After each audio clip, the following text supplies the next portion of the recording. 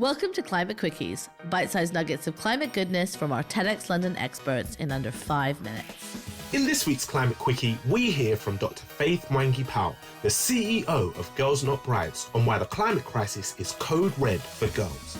Faith explains the link between climate change and child marriage, why extreme weather pushes families to diversify their source of income, and why girls' education is the closest thing we have to a silver bullet. Let's head over to Faith to hear more. Stay curious. Now climate change has become a big thing. Everybody is talking about it. So it's like, let's have a conversation around this on the table. But the link is this. If you look at the Horn of Africa, where families are becoming desolate because their crops are not yielding because of drought. Yeah. Their cows are dying because they don't have anything to feed the cows. Mm-hmm. They are literally, people are getting into desperate situations because they have no livestock, they have no yields because of drought. And this drought is causing families to think, okay, what is the alternative? And girls have become the commodity to sell. Because there is nothing else. If you have 6 children, all your cows have died because of of drought, all your crops have not yielding, you need to feed your children. What do?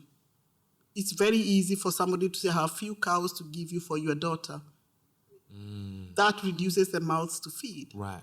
So there are so many issues which are really making families very desperate because climate change is increasing vulnerabilities at the household level. And when vulnerabilities increase, domestic issues, violence increase, child marriage increases because people are looking for ways to survive.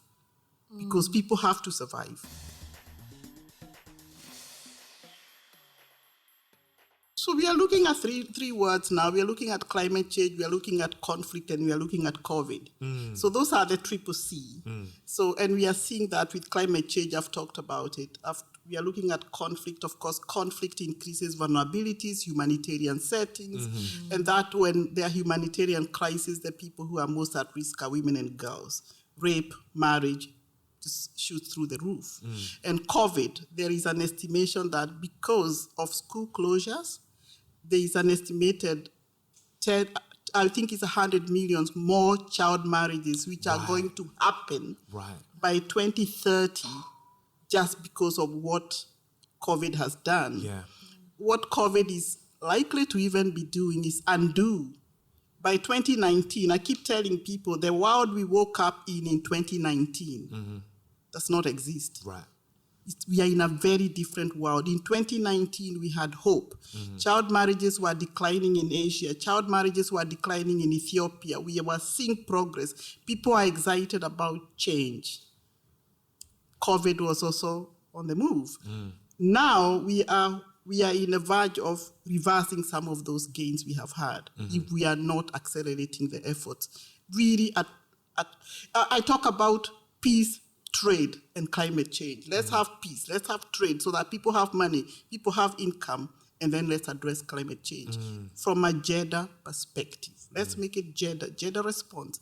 Let's include women and girls in the solutions because they know what they need to be able to do better in their own families. People have solutions.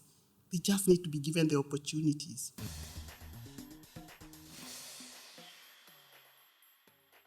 Because for me, while there is no silver bullet, and I say this a lot, education comes close.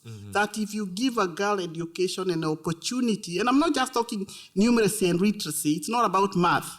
It's really giving people skills so that they can use it. So in the midst of the crisis and all that, I'm seeing the human spirit, I'm seeing the resilience of human beings, and I'm seeing the innovativeness of people, women and girls, even girls themselves, stepping up and being champions for themselves and saying, this is what we want. Thanks for listening to this Quickie. This episode was created by our superstar podcast team at TEDxLondon. Until next time, Stay curious.